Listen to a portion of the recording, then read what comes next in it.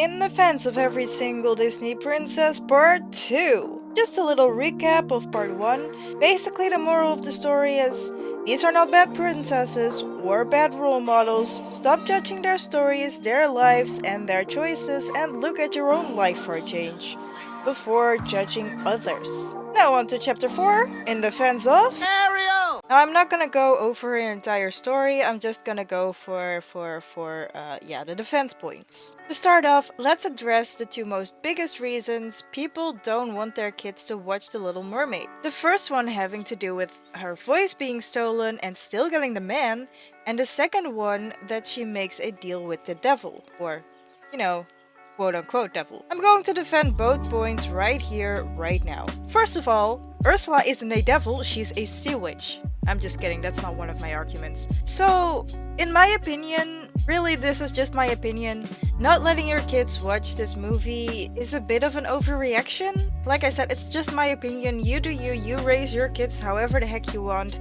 The only thing that I will say about the deal making thing is that people learn from each other. What I mean with that is when someone makes a mistake and tells a story about that particular mistake, you, the listener, will learn from that person's mistake. Ariel made a mistake by talking to the sea witch and losing her voice. People learn from this mistake. Ariel made the mistake, you learn from it. They learn to stay away from bad people. They learn to stay away from bad people who are known for doing bad. Like Ursula. Ursula was known for doing bad. This is how living together works. You learn from each other, take inspiration from each other.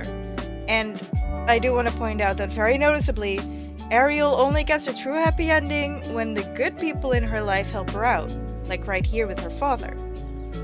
As for her voice being stolen part, and still getting the man, like in my point before, this is a bad person. And by learning from Ariel's mistake and learning that Ursula will say anything to get Ariel to cooperate, you will know not to listen to this bad person. Side note, Ursula's lying. All you need to be is yourself to attract the right people, so don't you worry, don't you change a thing about yourself.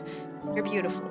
Trust me, the right person will come to you. Don't need to attract them. Sadly, however, Ariel does fall for it, and luckily though, for her, Eric is a good person. A true gentleman, as you would say. He does his best not to make her uncomfortable, even withholding from kissing her, helps her out because he thinks she was in a shipwreck, and most importantly, falls for her despite her disability. Not because she happens to be pretty, but because of her energy. Literally all Ariel has to do is be herself. Literally the point of the story. Just be yourself. Whether you have a voice or not, they will fall for you, like, so hard. He doesn't know too many girls who would be this lively, this adventurous, or who would do this, or this, or even this.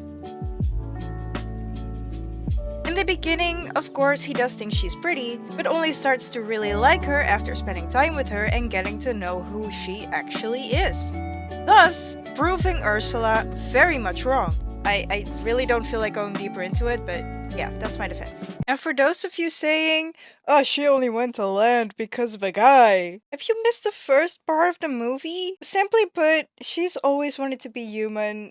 The guy was just a bonus. The next thing I want to clear up is a bit of a smaller point, but I get so annoyed by it, like, people won't shut up about it. A lot of times I hear people say, ugh, why doesn't she just write Eric a note explaining the situation? And yes, she could have done that. Of course she could. But would that change the situation? For her to stay human, Eric has to fall in love with her and kiss her. A note wouldn't help him fall in love. Yes, he would know of the situation, but he needs to fall in love in his own time. If he kisses her then and there, it wouldn't be a kiss out of love, and judging by how long he waits with even initiating a kiss, he's a gentleman. It wouldn't happen. But she could have written that she is the one who saved him. Okay, yeah, she could have written that. However, how will she prove it without her voice? Lots of people were on that boat and survived. There is a 100% chance even only one of them would have told their families, friends, colleagues, or anyone about what their ship went through, and with the prince being there. So we can assume the kingdom knows about it. It is very easy for people to be like, oh yeah, the prince survived because of us, or because of me, because I did something. However, Only the prince would know the voice of the person who saved him. Without her voice, she simply can't prove it. The last thing before moving on to the next princess is something a lot of princesses sadly fall victim to. They get married too fast. First of all, how can a lot of princesses fall victim to this when only 3 actively get married in their first movie? Some of them not even getting married in their second or third movie. Actually, most of them, what am I saying? And second of all, just like with Cinderella, just like with Tiana, and like with Ariel right here, there is a time skip. It's not like as soon as Cinderella puts on her slipper, they're married. Time passes between these scenes. Same for Tiana. Same for Ariel. Who knows? Maybe 4 hours passed between these 2 scenes. Maybe 4 months. Maybe even 4 years. And for the other princesses who have a love interest and don't get married to them in any of the movies, who knows? Maybe they don't get married to this person at all. Maybe they fall out of love and find someone else. Maybe they never get married in the first place. You don't know that. All you know is a little part of the story. Living happily ever after doesn't always mean marriage. It means different things to different people. So, with all that being said, some links in the description and... Chapter 5, Belle. I do want to apologize. I'm in a different location, so my mic is different, but beyond that, let's just continue the video. I hope it's not too noticeable or distracting. Belle. My biggest case to defend yet. I will try to keep this as short as possible, so I'll only be addressing 2 points. The first point is the most BS point in my opinion, which is people saying she should have gone for Gaston. Why? Well, he would never leave her because she is the most beautiful of all. He is handsome and he would give her a good life. A good life? Belle would be miserable. Gaston doesn't care about her interests one bit, even ridiculing her for reading a book, and not just any kind of book, but a book without pictures. He even states that he doesn't like the idea of women, quote-unquote, thinking. The second thing is that he lays his own vision on her without any concern about hers. He wants a big family of only boys and dogs. Did he ever care about what Belle wants out of her life? The answer is no. And that argument of him never leaving her because she is the most beautiful? Think for 1 sec. He wants loads of kids. Pregnancy asks a lot from a woman's body. Then there is the age. And the fact that tastes won't stay the same. What if a younger, more beautiful model comes into town? He would cheat for sure. And then there's the fact that he is a raging narcissist and doesn't even allow for Belle to have friends. He tries to get her to marry him in the most disgusting ways possible. Please, for the love of everything good, stop romanticizing Gaston. He is the villain of the story for a reason. Now, the second case I want to make is, you guessed it, Stockholm Syndrome. And why Belle does not have that. For that, first I want to explain the relationship between her and the Beast. After her father has been taken captive and her finding him, she decides to take his place, promising the Beast not to leave under any circumstances. Spoiler alert, she leaves.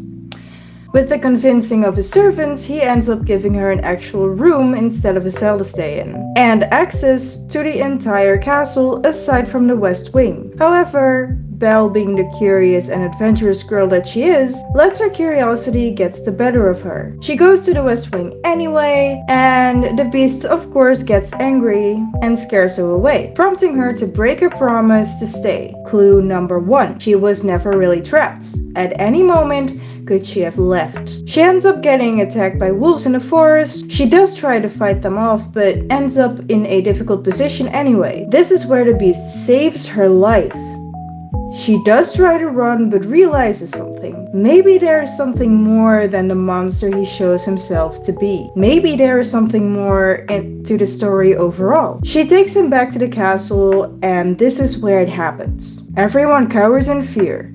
Everyone but Belle, because she saw past the monster. She thanks him for saving her, and this is how it all starts. The Beast decides to give her a gift, but doesn't know what. His servants recommend... There's the usual things, flowers, chocolates, promises you don't intend to keep. Let me rephrase that. Lumiere recommends giving her something she would really love, so the beast ends up giving her the thing she loves the most in this entire world, his entire library of books. He is the first one ever to not ridicule her for reading. Her entire town thought she was crazy, beautiful, but crazy. By giving her this gift, Beast shows her he pays attention to her interests and allows her to do what she loves and be herself without judgment. Sure, he might not be the biggest reader himself, but he does enjoy a good story as seen here when Belle reads for him. In turn, Belle teaches him more civil ways to live, something he hasn't done in a long time. And in the very last turn, Beast asks her if she is happy, and even though she says yes, he can tell something is wrong. She misses her father. He gives her his mirror, and after seeing her father is sick, he lets her go. Why did he let her go instead of bringing the father here? Because it needed to happen for the story. To show that the Beast's love was true, and to show that love isn't being trapped in a cage. Love is freedom.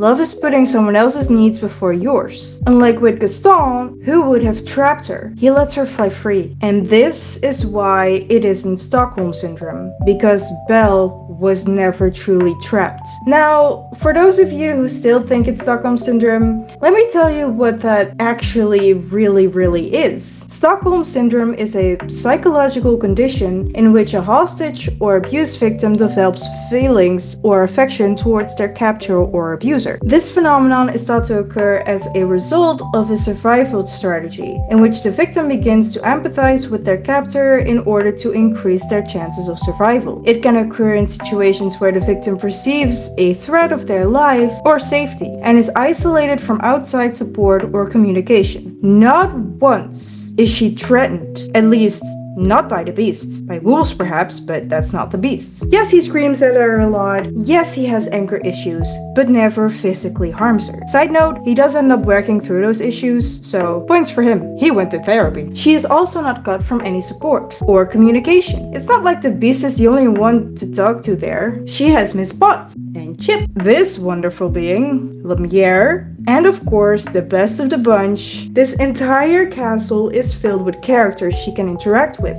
and is allowed to interact with. She is in a safe environment. The only time she wasn't safe was because wolves happened to find her when she ran away. And the biggest thing, the door and the gate were never locked. She could have left whenever, and she knows it. The only locked door was a reasonable boundary by the beasts, and after crossing that line, she does respect and finds that he will tell her about that rose in his own time. Belle does not suffer from Stockholm Syndrome. She wasn't abused, and she was never tricked. She stayed by her own choice. Next chapter, Jasmine. The thing that I hear the most about Jasmine involves her appearance. The outfits are too sexy. Her waist is too tiny.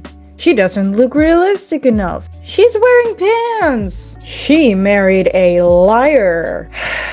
I might just start with the sexy outfits. If her outfits are too sexy for you, then that's simply your preference. I don't think she necessarily needs to wear more or less. She's covered well enough for me, but everyone has their different opinion about and their own tastes. All I'll say is, she isn't harming anyone with these outfits. Heck, all Ariel wore for the first parts of the movie were 2 seashells.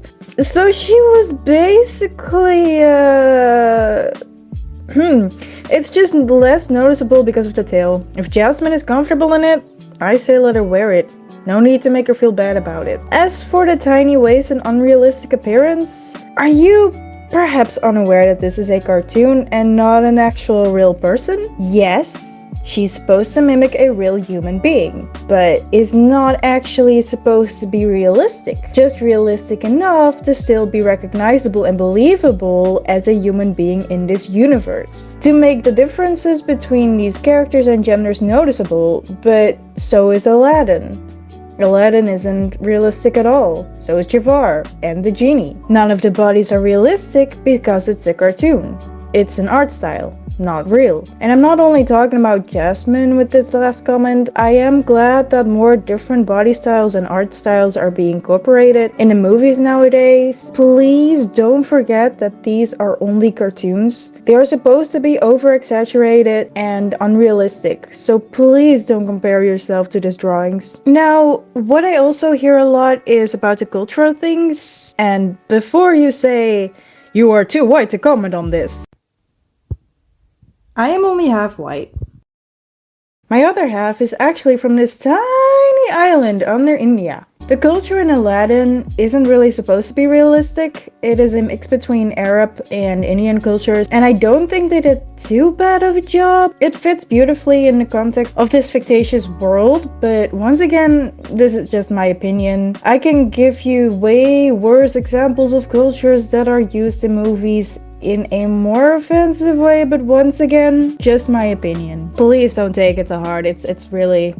I'm also just a human. People say it's simply a colonial European view of the quote-unquote exotic East. Since I'm not from the East, however, I can't comment on it in a factual way, but people who are from these cultures, I would like to know your views on this. Just the way I see it, Disney is an American company, and the movie itself is based on one of the stories of the classic Arabian Nights, Aladdin and the Magic Lamp. A bit of back information: 1001 Nights is a collection of Middle Eastern folk tales compiled in Arabic during the Islamic Golden Age. The work was collected over many centuries by various authors, translators, and scholars across West Asia, Central Asia, South Asia, and North America. Some tales trace their roots back to ancient and medieval Arabic, Egyptian, Sanskrit, Persian, and Mesopotamian literature, which is so freaking cool. Since Disney is in America, centuries later, it does make sense that they don't know enough to make it 100% accurate, but here's the thing. They don't necessarily have to. Yes, representation is important, but Aladdin is simply based on one of the stories. They did make changes, yes, to make sure the story made sense in this universe. And they did the job, but I do recommend reading the original story because it's actually really fun. I am so getting cancelled over this. As for Jasmine falling in love with a liar, at first he wasn't a liar, but I can also understand why he would think she would never go for a street rat. But at the same time, this is a tip for life: don't start your relationship with a lie. It usually doesn't work out, and the truth usually comes out anyway, so it's best to just be honest and upfront from the start. That way nobody's time gets wasted. It's just a very lucky situation for both Aladdin and Jasmine that Jasmine liked the street rat and not the prince. Even then, he should not have lied to her. I agree on that one, but at the final point, it's Jasmine's choice. I'm not gonna judge her for falling in love with someone. She was smart enough to figure out who he really was, and by the end of it, she was still in love with the street rat. She chose Aladdin and not Prince Ali, who lied to her. Excuse me. Oh, God.